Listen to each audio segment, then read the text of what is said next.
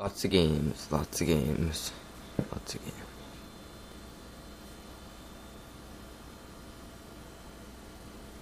Oh, old Game Boy games.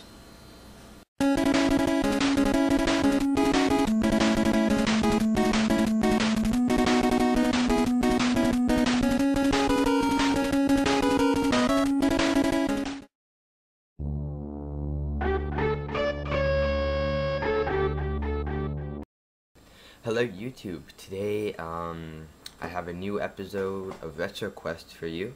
I'm about to be showing you some cool footage, a few minutes of that, and then I'll show you the pickups that I got this week. Some pretty great stuff.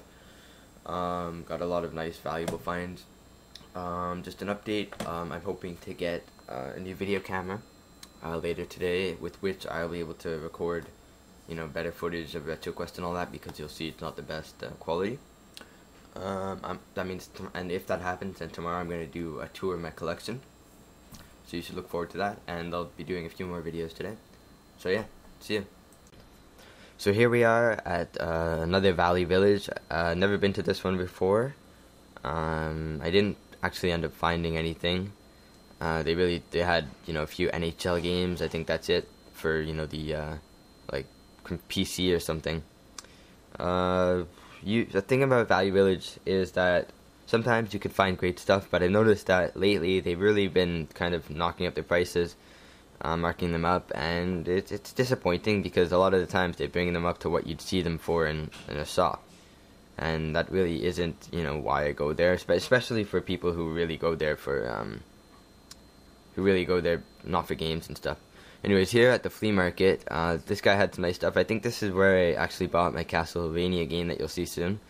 A lot of stuff. The prices were around eBay prices and not the best condition. But a few of them I did see at good prices. I just couldn't get them, Here they had a ton of games. I don't think I'd even be able to get footage of it all. But it was really just regular stuff. Nothing too rare. Nothing that I was really looking for. I did find a Game Boy game here though. Yeah, so here, I always find something nice here. I found Mario Picross, another rare Game Boy game, and in the background you can't see it, but there's a Snowboard Kids too. But they were just asking ridiculous prices, and they weren't willing to bargain at all. Alright, so I wasn't able to get too much footage, so we'll get right into the pickups. This first game here is a game that I had once before, but I picked it up for $1 and sold it for 10, so I'm, glad to have it. It's, Excite Bike. A really fun game. I have it on my 3DS. I play it once in a while. I'm glad to have it back in my collection. This next one is, it's a game that I was looking forward to playing, collecting. If you would have seen the video that I posted last week, it's called LottnerLand. Basically, it's a runoff of an arcade game. So LottnerLand is a ton of fun. They managed to incorporate a lot of the original aspects of the arcade game in really well. Like you see that trampoline right on the bottom, and of course the mouse Mappy. It's great. Next up is a game that really caught my eye when I saw it. I'd heard about it before. I'd seen it online a few times, but I didn't really know too much about it. I actually had to clean it up a bit. It's Master 2 and the Drunken Crew. Actually, right before making this video, I watched the AVGN review of it, and it looks pretty funny. I don't think, I've played it. It's not the greatest game, but it's really fun just to mess around with for a bit, because it's pretty crazy. Yeah. So this game isn't anything that special. It's just more to have a game in your collection with that title. The coolest effect, really, like AVGN said, is the way that the cape moves. Other than that, the game is pretty lame, pretty simple. So what makes me really happy about the finds that I got this week is that basically every one of the games has some value. They're none of the games that you're going to find anywhere for, $3 in a pile of somebody who actually knows their stuff. But what was really cool is they all had $20 price tags, basically. Most of them. But I ended up getting most of them for $5 a piece, and it was great. So we've got Indiana Jones and the Infernal Machine, I don't know too much about this game, but I did remember it because I see Indiana Jones games all the time, but I had to remember which one was valuable, and it's this one. It goes for around $25–30. Then we've got another game that I've been looking for quite some time. It's ActRaiser 2. It's a really great game. You know, yeah, a lot to say about it. So this game is actually a lot more in-depth than everything that I thought it would be.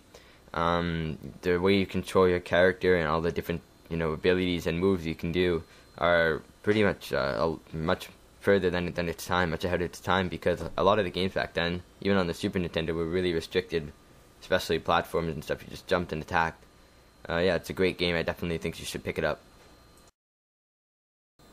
Alright, so this game here is it's another one of those games where its preceders and all that aren't worth that much, but this one I had to remember it's Romance of the Three Kingdoms: Wall of Fire, which is the 4th in the series.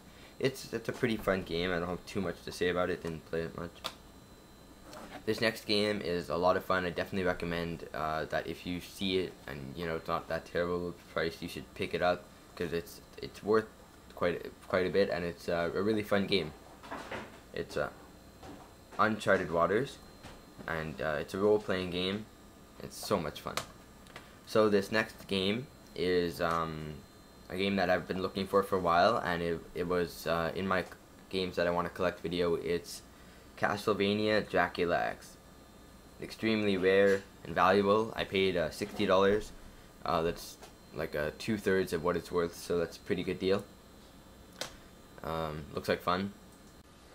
So of course, one of the rarest games in the Castlevania series. It's extremely popular, extremely sought after, and for a good reason. You know, I'm not only a huge fan of Castlevania games, but I do find this one to be extremely fun and a very good game. I've been looking for it, and I'm very glad to finally have it.